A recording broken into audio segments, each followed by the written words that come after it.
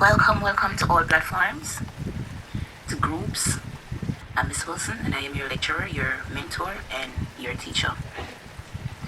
We're going to talk about leadership in this session. For one, the system of the world is not working anymore. So we're going to focus on leadership built to last. When the storm and the pressure and everything else have hit you, are you still standing? I don't think we have more tragic fall leadership than in the past 2-3 decades. We have Martha Stewart walking around with brace on her legs from prison, one of the most successful businesswomen in the world. No, we're just, backing up just a little. This is very important. She went to jail for compromising standard. And then, of course, we have the company like Enron, where the executive has been put in prison because they stole money. I mean, these were already millionaires. Why would they steal money? Well, corruption in the mind. So therefore, corruption is in the activities. And these were people that was leading economically.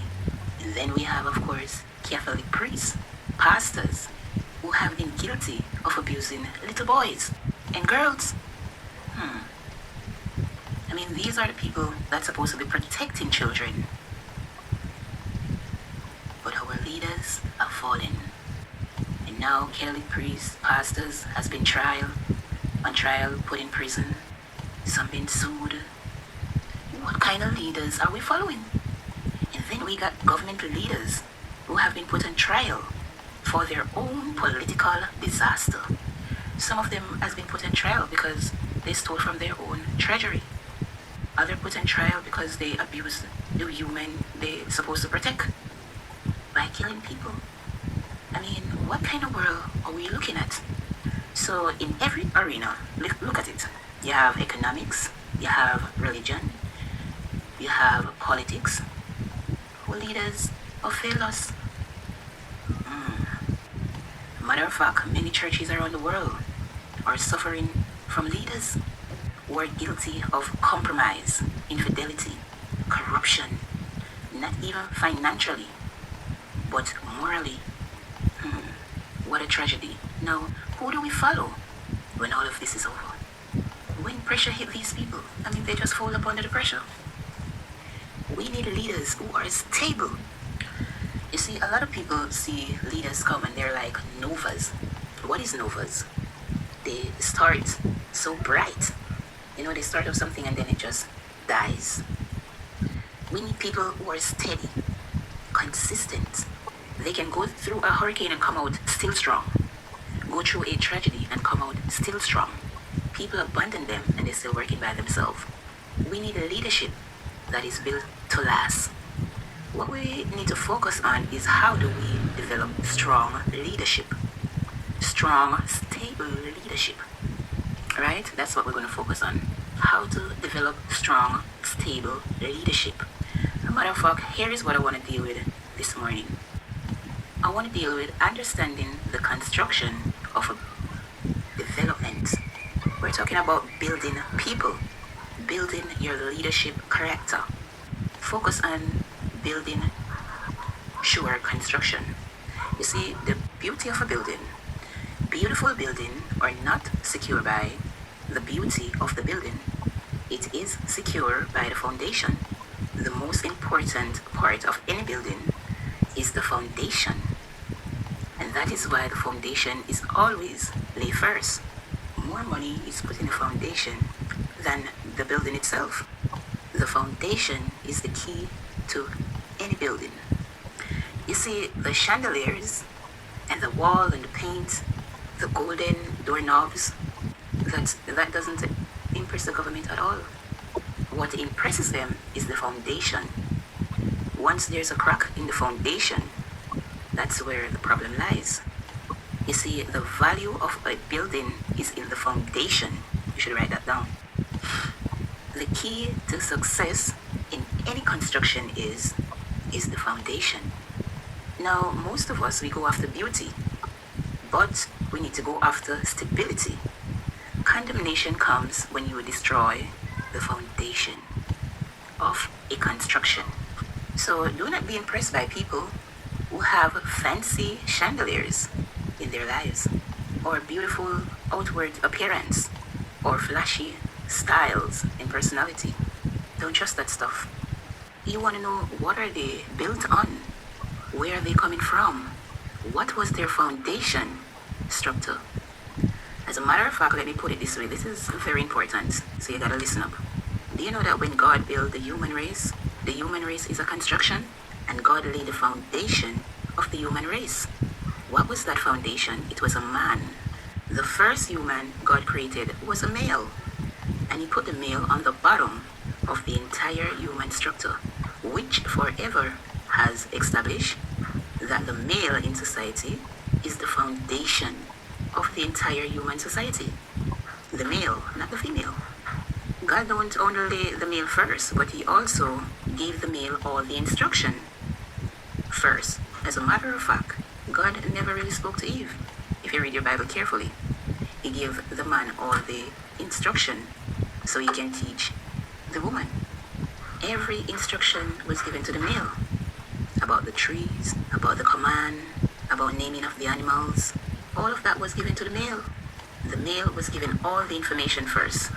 Then, when that was finished, God says, it is not good for this man to be alone. So the woman didn't came from the soil. She came out of the man. She came out on top of the man. The female actually built on top of the man. So the concept you've been taught behind every good man is not scriptural. It's actually in front of every good man is a good woman. That's a biblical structure. You see, we keep changing the structure. Okay, let me put it this way. If the woman is behind you, then when life attacks you and pushes you down, you're going to land on top of the woman. Can you imagine the whole foundation land on top of the woman?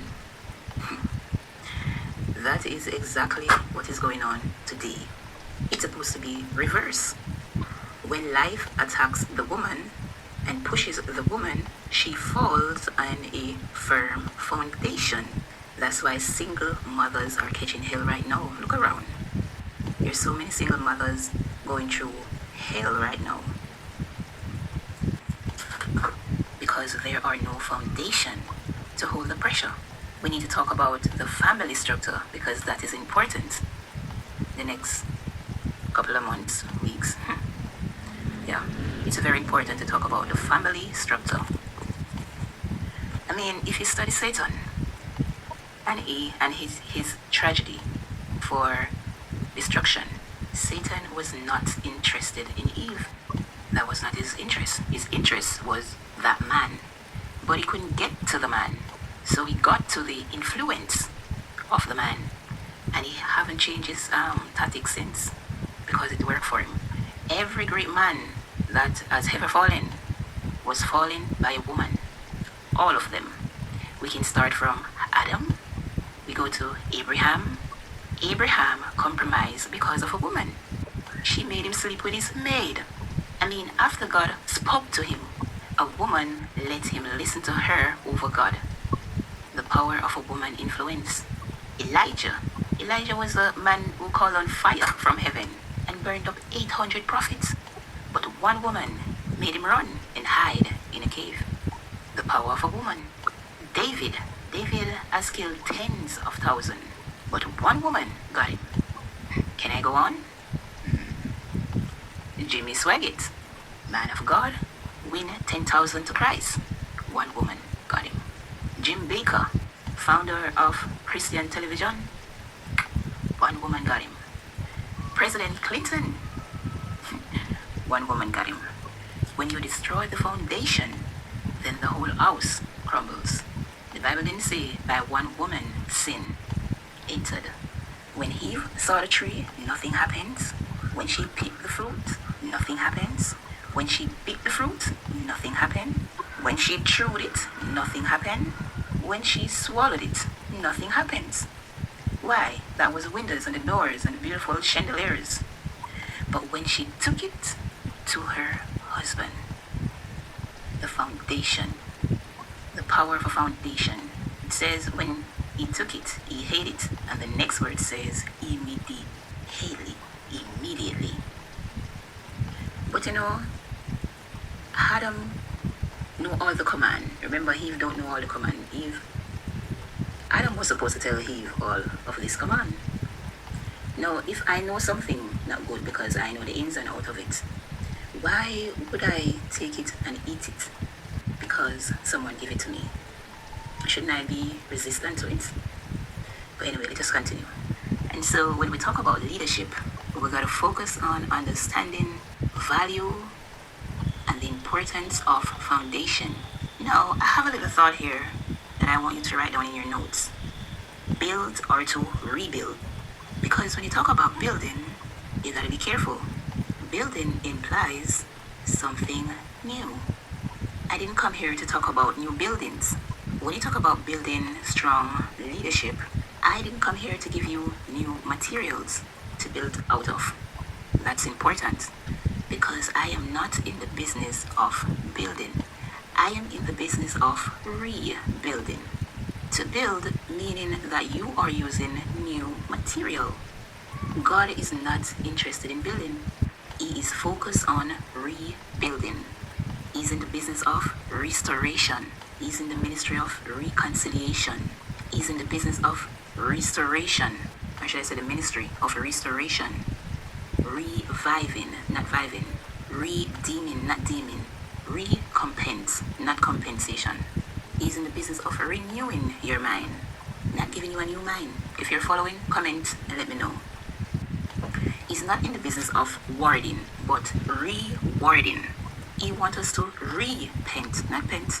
Then he wants us to recover, not cover anything. He wants us to recover what we have lost. And so we're in the business of rebuilding. This session is more like an ancient wisdom. It's older than man. It came from the source. You see, what causing us to lose leadership effectively, it's because we're embracing new principles, new system, which are not proven. All they do is bring destruction. So we're in the business of not building but rebuilding. In Genesis chapter 6 verse 13. So God said to Noah, this is how you are to build it. God didn't just tell Noah to go build a boat.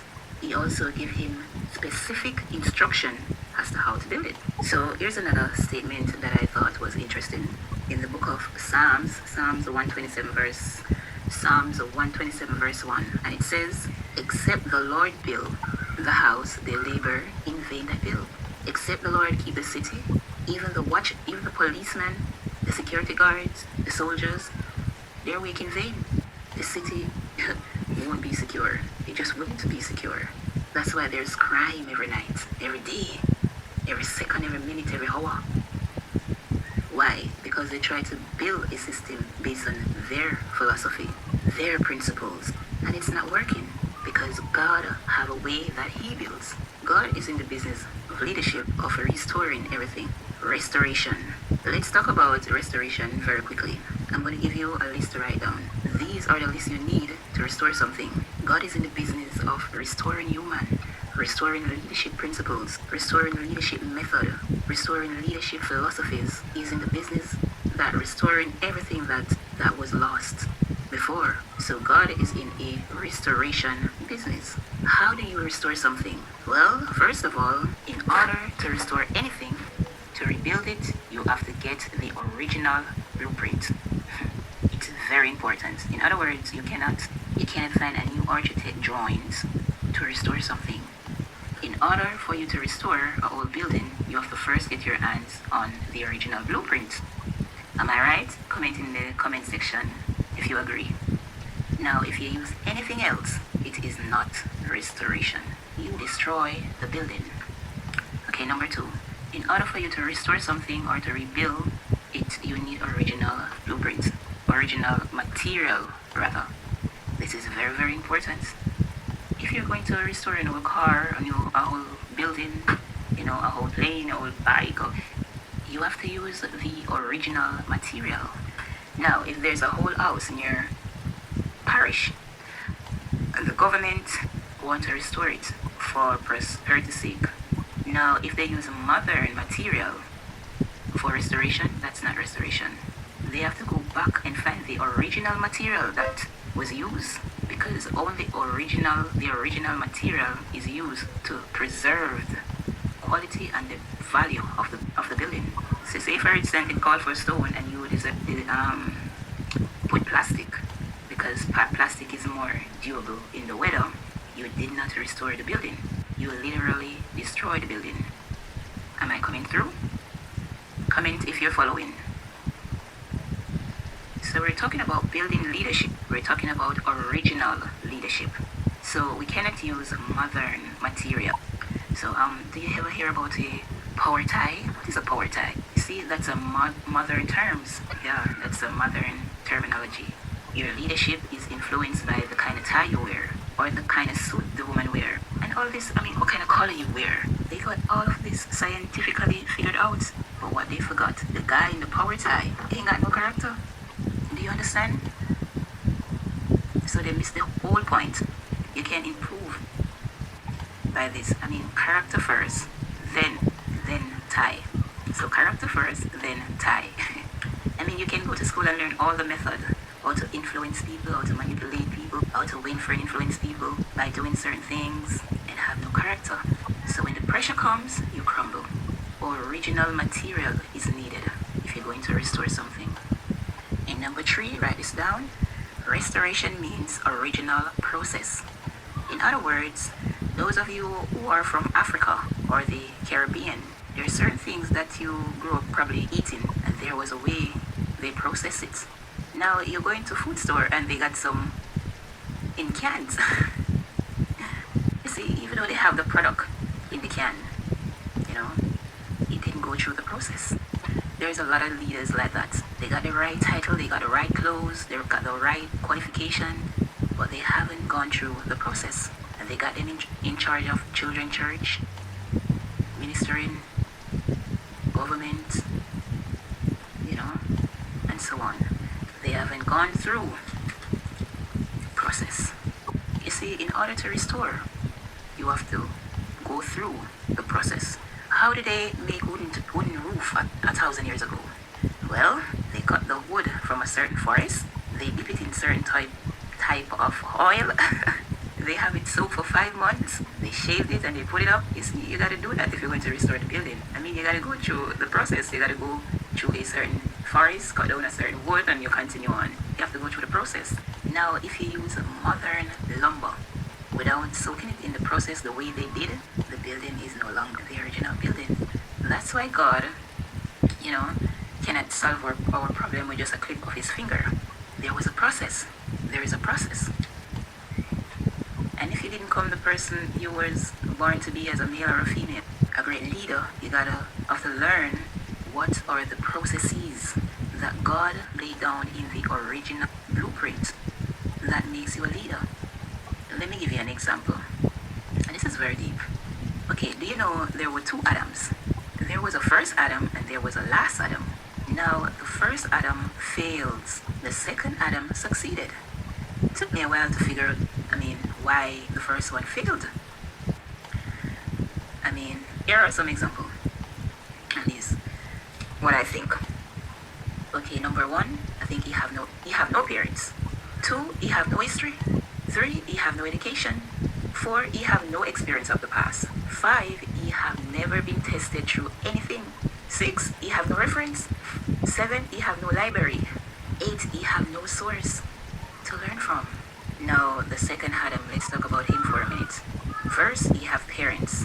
Secondly, he have history. He started as a baby. The first Adam just appeared, wham, as adult. When you really think about it, I believe God think it was like, when you look at it, he say, never again will I make an instant adult. You got it? Why? Because no process. You know what the Bible said about Jesus being a successful leader? It says, he learned obedience. Why? By the things he suffered, which means the things he allowed him to go through. That's why he didn't fail. He had parents to train him, to bring him up, to correct him. He had a history. Never trust anyone without an history. Don't let anyone PhD influence you. You want to know about their history. Because if they don't have an history, when the storm comes, they're gonna crumble. That's why we all go through a little tough times, because it's part of the process. And if you ain't making it through the little hard times you're going through right now, how are you gonna handle the heavier times that are coming at the level you're supposed to be living at? Because the higher you go, the bigger the challenge is. God always promotes you through Goliaths. God will allow you to go through the size of a challenge that is equal to the promotion He's taking you to. Process. Okay, number 3. If you're going to restore something to the original state, you must. So if you're going to restore something to the original use, you got to follow the protocol to the original system. Number 5 or 4. Number 4. You must remember this, that restoration preserve the value of the thing. In other words, write this down. Whatever is restored is more valuable than what is created in this modern world. And that's why you're more valuable to God as a redeemed creature than if God start over and make new human. That's why we need people like you who are listening, who deserve to be leaders.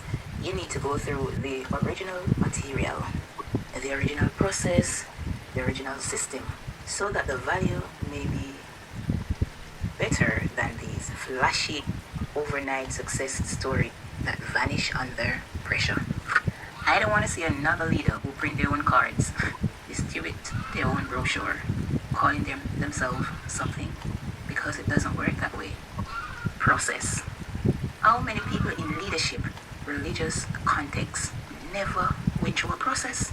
They confuse talent with character, and as soon as they get a little talent displayed, they go directly to the print shop and they print a card and they say, oh, I'm evangelist and I'm pastor this and I'm the leader of this group and I'm or prophet or apostle. And you're here thinking, what do you mean about you're a prophet? I mean, you haven't been through any process. Where is your spiritual father or mother? How long did you go through the process? Who is your spiritual father? I mean, did he ever correct you or rebuke you and mentor you? You see, you got people that didn't go through the process. That's why they're invaluable. Go where you're planted. Don't move. Go through the process. Your value is determined by the process. Leaders who just appear, do not trust them. Because leadership is not method and techniques or something you learn in a classroom. I'm going to show you in a minute where leadership comes from. You should be very excited about this session. Number 6, restoration makes a product more valuable more than specimen. God is not interested in making new people. God wants to rebuild people. You see, God wants to put back the original stuff back in you that you have lost.